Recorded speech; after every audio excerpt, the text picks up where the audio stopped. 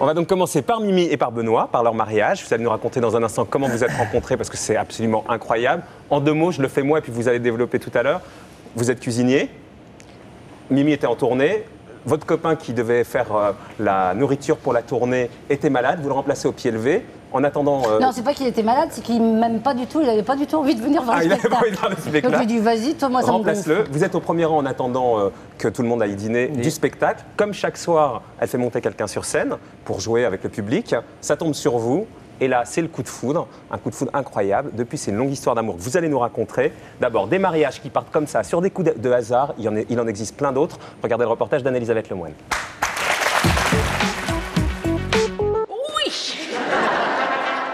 Dit comme ça a l'air tellement simple, l'amour. Des pétales de rose, une belle robe, une bague à faire pâlir toutes les copines et une brochette d'invités qui ferait un beau générique d'émission de variété. Bref, un conte de fées.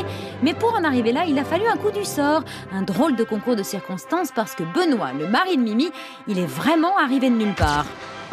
Benoît ? Oui.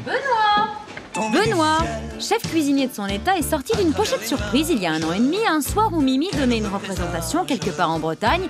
Benoît était assis au premier rang et boum, coup de foudre. À un moment, au début de son spectacle, elle fait monter une personne sur scène, ça a été moi.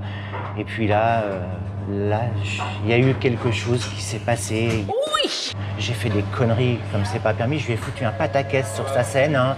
Mais bon, elle m'en tient pas rigueur. Le coup de foudre fait perdre toute notion de sérieux, d'organisation, de n'importe quoi. Ça fait perdre tout, il n'y a plus aucune notion. On devient comme fou, comme drogué. Mon amour, tu te souviens quand on s'est rencontrés sur une émission de télévision qu'on avait chanté ensemble? Ah ouais. Ouais, on s'en souvient bien. On était quelques millions d'ailleurs à assister en direct au coup de foudre entre Benjamin Castaldi et Flavie Flamand. Nous, on regardait la télé, eux, ils ont carrément oublié que le tout était filmé. Et encore, il y avait des enfants sur le plateau, sinon va savoir comment ça se terminait cette histoire. Hein. Ah ouais. Est-ce que je suis contente d'être ici? Bah oui. Bonsoir, monsieur le président de la République. Bonsoir, Jenny. Bonsoir.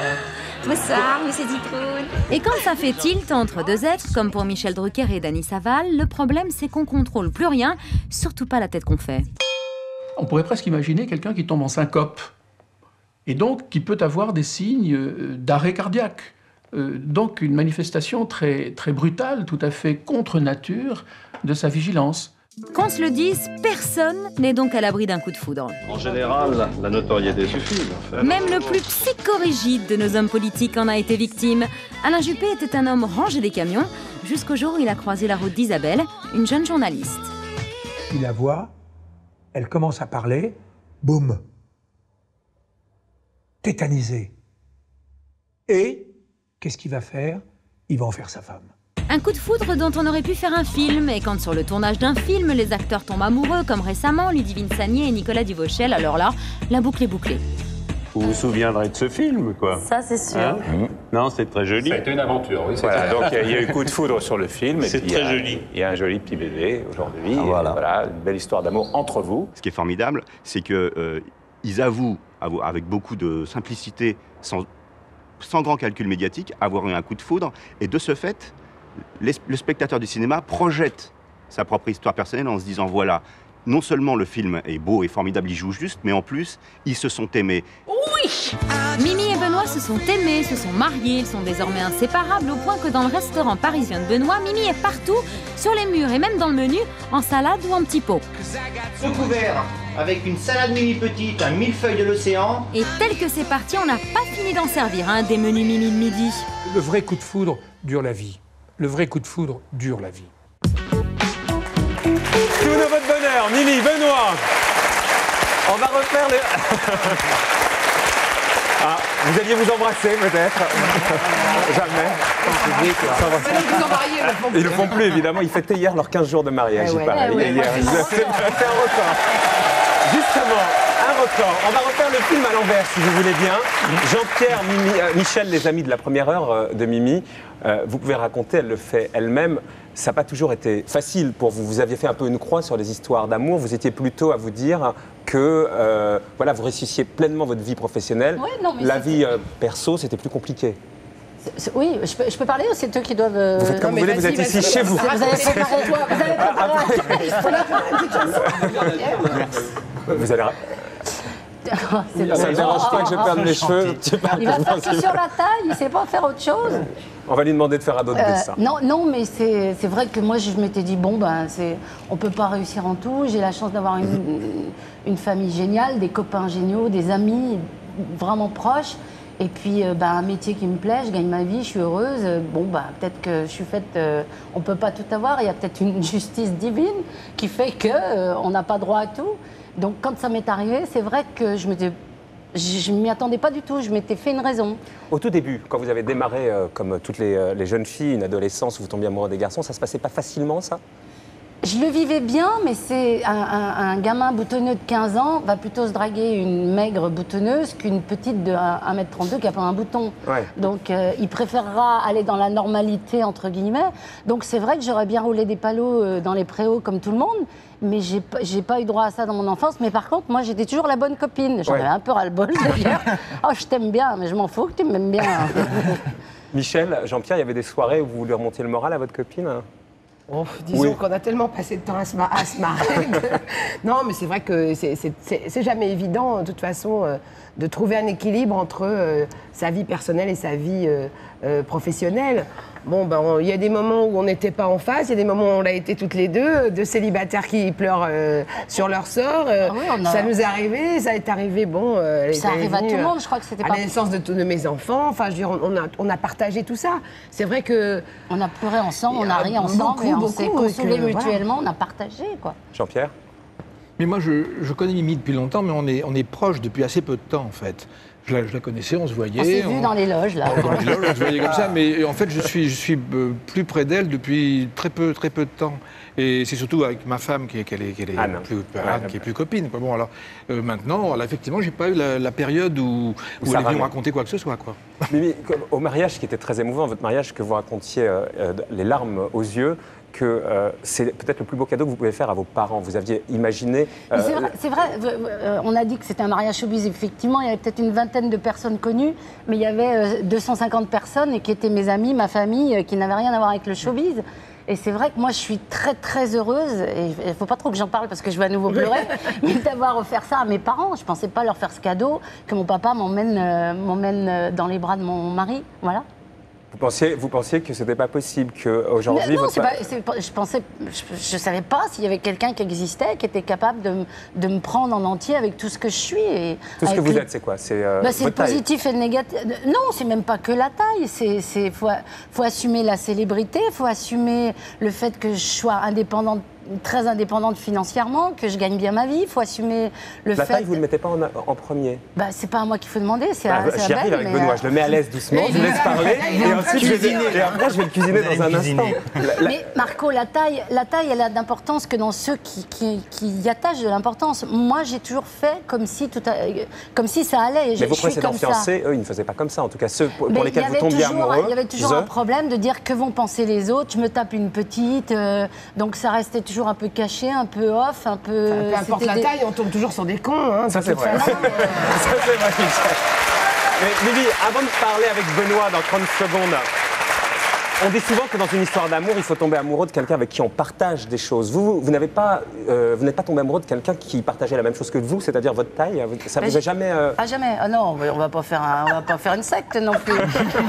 non, on va pas s'il faut se reproduire et tout, non. Non? Non, ça m'est jamais arrivé. Je n'aime pas les ghettos, que ce soit des ghettos noirs, des ghettos de cons, des ghettos de différence. Je n'aime pas les ghettos. Je pense que le fait de se marier ensemble, de faire des petits et de se reproduire, c'est le meilleur moyen qu'on se fasse montrer du doigt. Et c'est pas, j'ai jamais eu l'occasion de rencontrer quelqu'un comme moi, mais c'est vrai que je n'ai pas cherché du tout. J'ai même plutôt évité en courant. Mais c'est pas. Est-ce que vous avez des amis de petite taille, Mimi?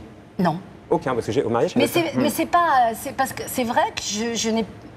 Je pense qu'il y a une association des personnes de petite taille qui existe. J'ai toujours refusé. Oui, je connais Marco. C'est amusant. C'est amusant, Michel. C'est amusant. Il disait Gérard Rolls tout doucement. J'ai entendu Gérard Rolls, c'est ça tombe sur moi. Il n'y était pas. C'était moi le plus petit du mariage. Après Mimi, c'était moi le plus petit du mariage. Benoît, vous allez me raconter comment vous avez C'est pour franchir pas mal d'obstacles. Tous les copains du showbiz, quand on vient de Bretagne et qu'on est dans une autre vie, comment on rencontre tous ces gens-là, comment on se fait adopter, comment on tombe amoureux de Mimi, comment... Mais regardez d'abord les images de votre mariage que vous nous avez données gracieusement, comme toutes les photos que vous avez données à la presse. Vous ne les avez pas, Rien n'a été vendu. Ça, c'est classe. Rien n'a été vendu. Hein, ça... Regardez, vous nous les commentez, les photos, et après vous allez raconter le début de votre histoire. Ça, c'est déjà la fin de soirée. Là, c'est la mairie.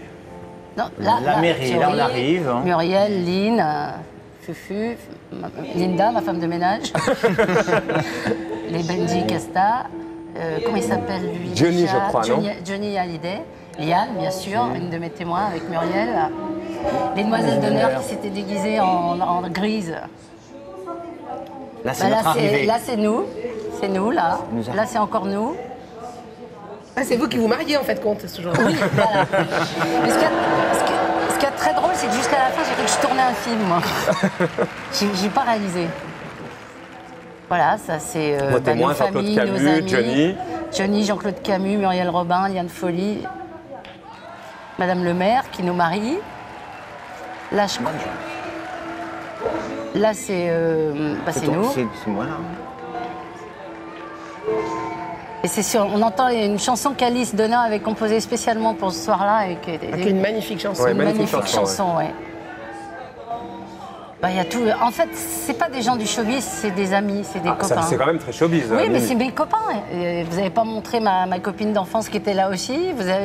Ça, c'est Boyer qui a fait beaucoup de progrès au niveau de la marche, mais c'est encore pas gagné. Voilà, il y avait tout mon staff, il y avait tous nos staffs, nos amis d'enfance, Michel et Isabelle. Jean-Michel qui va se marier dans l'année. Je lui ai prêté mon bouquet par hasard. C'est moi qui ai le bouquet, donc... Et puis voilà, on a essayé de faire que cette soirée soit une soirée de partage. Et je crois qu'on a plutôt réussi quand on entend une soirée de partage et tout ce que les gens nous ont dit après. On a dansé, on a chanté. Ça, c'est un sirtaki. Ça se voit pas trop quand non, ça se voit pas que c'est un sirtaki, mais ça se voit pas trop.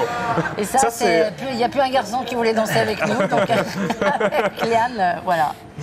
Et puis ça, c'est une belle fin de soirée. Voilà. Benoît.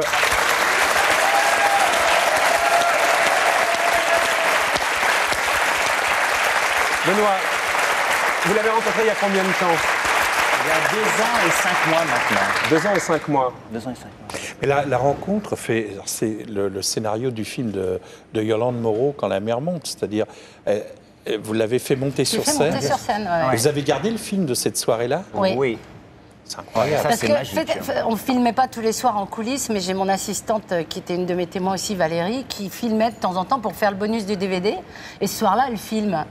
Et donc, je pense qu'on a vraiment notre première rencontre. En plus, il était sapé comme l'as de pique, il avait des vareuses, des sandales. Je me suis dit, oh là là, celui-là, qu'est-ce que c'est? Parce que j'avais tout eu, hein. C'était quand même à peu près la 180e représentation. J'avais eu tout dans ceux qui étaient montés sur scène. J'avais jamais eu de coup de foudre. Et là, coup de foudre, pas mais immédiat. c'est même pas un coup de foudre, c'est un truc évident. Tout d'un coup, c'est quelque chose de simple qui se met en place. Et puis après, moi, j'ai quand même 2 heures de spectacle à assurer devant 1500 personnes, donc j'y ai pas repensé. Je l'ai retrouvé en coulisses.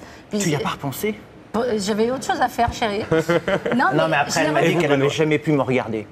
Oui, tu te souviens de ça? J'évitais juste ton regard. Et vous, Benoît, vous êtes tombé immédiatement... Vous êtes père de 4 enfants. Vous étiez en instance de divorce. Oui, j'étais séparé, donc j'étais seul. Moi, les femmes, c'était terminé. Vous étiez aux hommes. Vous mettiez... Merci, Marco.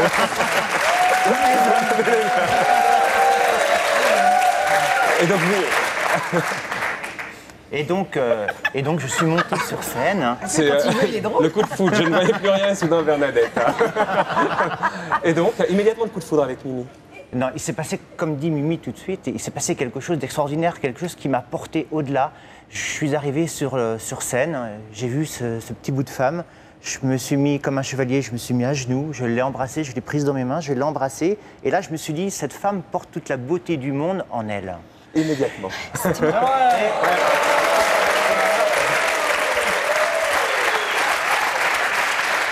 après, comme je le raconte, c'est vrai que les 2 minutes que j'ai passées avec Mimi, j'ai fait n'importe quoi. Bon, elle me demandait de mettre Elle m'a foutu un souk sur la scène. Voilà, et je suis redescendu après de la scène, j'ai regardé le spectacle, je n'ai rien retenu.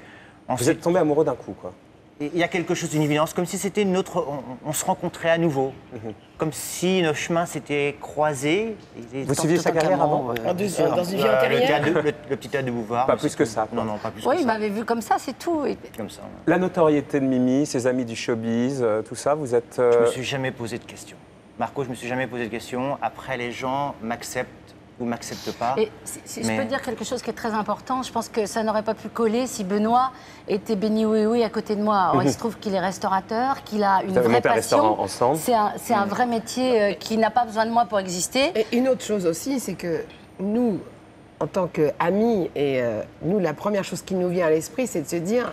Qui c'est ça? Non, c'est se dire, sois heureuse, Mimi, d'abord. Mais si tu lui fais du mal... Ça va être dur pour toi. Voilà. Vous, Mimi, vous êtes posé des questions s'il n'était pas intéressé, peut-être par votre notoriété, par votre argent, Vous n'êtes pas posé ces questions-là J'ai mis 2 jours à le rappeler parce que mon assistante était allée lui demander son numéro. Ah, quand même, c'est vous qui y êtes allé. On n'a plus de forfait. Donc je l'ai rappelé en lui disant je ne sais pas pourquoi je vous rappelle. Et puis voilà, il me dit mais il faut qu'on se voit, il faut qu'on se parle. Et puis on aurait pu 3 semaines après, quand on s'est retrouvés, après s'être parlé tous les jours au téléphone, ne plus rien avoir à se dire. Mais il se trouve que c'est un vrai passionné de la vie, un vrai passionné des gens, il a une vraie passion dans les mains, un vrai métier. Donc il n'y a pas concurrence, il ne veut pas faire carrière. Benoît, la taille de Mimi, elle ne vous a jamais posé de problème? Non. Non, aucun. Moi, Mimi, je la vois comme je vous vois, comme je vois Guy, comme je vois... Oui, mais tu sais, c'est une mauvaise référence. C'est pas moi, dites comme vous voyez Michel, comme vous voyez Jean-Pierre. Pas moi. On a la même taille avec Mimi, dites pas moi. Dites pas moi. C'est lui qui a normalement grand. Oui, vous faites 1m86. Avec mes 1m86, quelle est la règle normale de la taille? Dans quel segment? Et votre famille, vos enfants, comment ils ont accepté Comment ils ont... Mimi a su, de par toutes ses qualités, se les mettre dans la poche au fur et à mesure. Ça se tricote jour après jour. Hein. C'est un travail. Hein. C'est jamais évident des parents qui divorcent. Et c'est pas acquis non plus. Mais bon, elle a suffisamment de qualité pour que ça se passe très bien. Bon. On vous souhaite le meilleur du monde, que votre restaurant marche bien. Vous avez monté un restaurant à Paris, on y mange très bien, autant le dire, hein, qu'on a été déjeuner vendredi. Vous êtes venus nous voir et merci à vous deux. Autant le dire. On ne vous parle pas de la nuit de noces. Hein. On peut dire une chose sur le restaurant qui n'a rien à voir avec la cuisine. Ah bah oui. C'est qu'on déjeunait tous les deux avec Marco. Mimi nous a rejoint à la fin du repas. Oui, parce qu'elle n'y mange pas, elle. Et alors, si, elle y mangeait. J'ai pas les moyens, c'est trop cher. Elle y déjeunait, mais à une autre table, justement. Et à un moment, elle a passé sa main sur la joue de Benoît. Et j'ai vu cette image-là, c'était quelque chose de vraiment empreint d'un grand amour. Donc ça a vraiment... Il n'y a pas le moindre doute sur la sincérité de cet amour. Et je pense des deux côtés, quand on écoute Benoît, ça paraît évident. Il y a des mots qui ne trompent pas et qu'on ne peut pas inventer quand on triche. Pour terminer, Mimi, vous avez longtemps souvent parlé de votre désir de maternité. Aujourd'hui, vous n'avez pas d'enfant ensemble. Vous avez fait une croix là-dessus? Disons qu'il y a un âge où il faut être raisonnable. Quoi. On se serait rencontrés plutôt, oui, on en aurait fait un. Notre bébé, c'est le resto. C'est les 4 enfants de Benoît dont j'essaye de m'occuper du mieux que je peux en garde alternée avec leur maman. Et puis voilà. Et puis ça s'est pas fait. Dans une autre vie, quand on se retrouvera, on essaiera de se rencontrer plus jeune. Merci à tous les deux. Merci Benoît. Merci Mimi. Merci beaucoup.